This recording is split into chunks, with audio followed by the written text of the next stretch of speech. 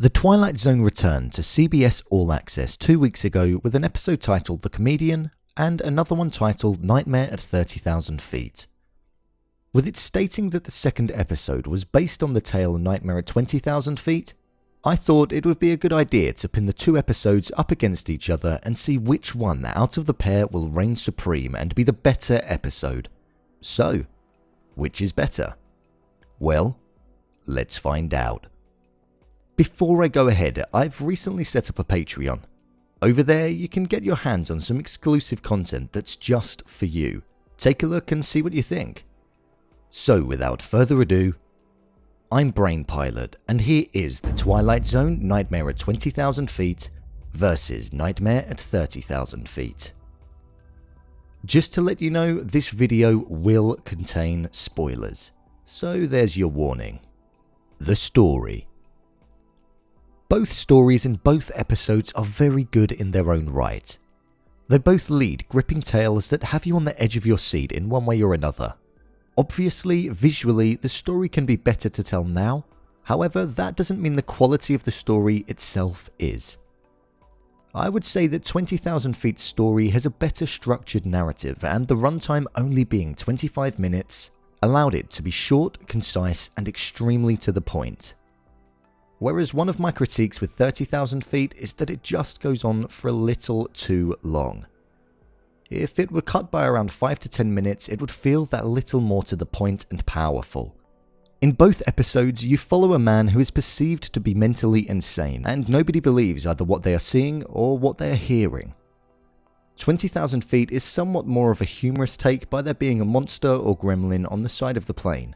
Whereas in 30,000 Feet, you are listening to a podcast explaining how the flight that the main character is on disappeared. As mystical and mysterious 30,000 Feet's podcast was, I have to give the reasoning to being perceived as crazy to 20,000 Feet. It's so insane, and it adds to the believability as to why nobody would actually believe him. It's too stupid to be real, and that's what makes it brilliant. This brings me to the endings.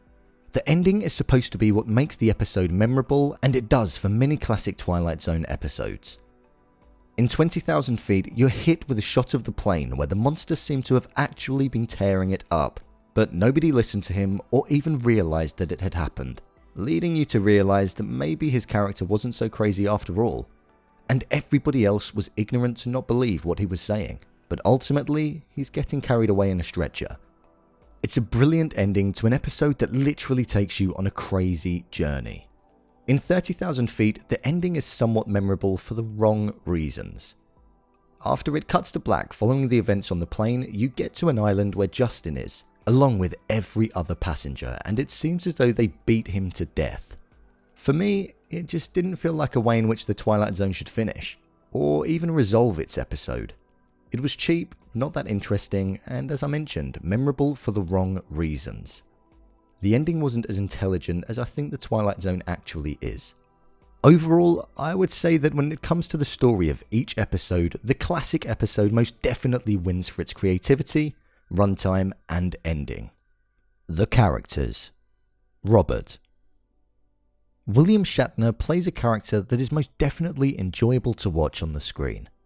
The delivery of the character was executed perfectly, and although he was designed to be perceived as mentally deranged, you can't help but feel sorry for the fact that nobody believes him.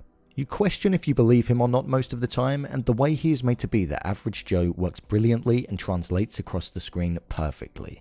Justin.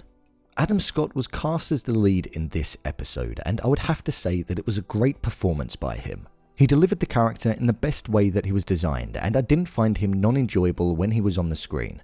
I found some of his deliveries a little exaggerated and a bit too far from reality, but overall, the character was enjoyable to watch on screen. He wasn't two-dimensional, but I just personally don't feel as though there was a lot to learn about him, or we got as much emotion as what we did from William Shatner's Robert.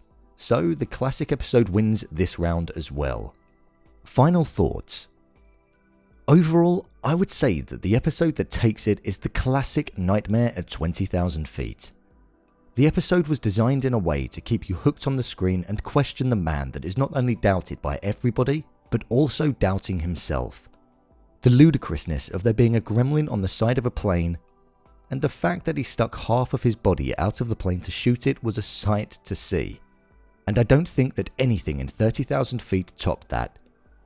The episode has stood the test of time extremely well, and I believe, personally, it will carry on doing so. Both episodes are good in their own right, but the classic episode wins for me.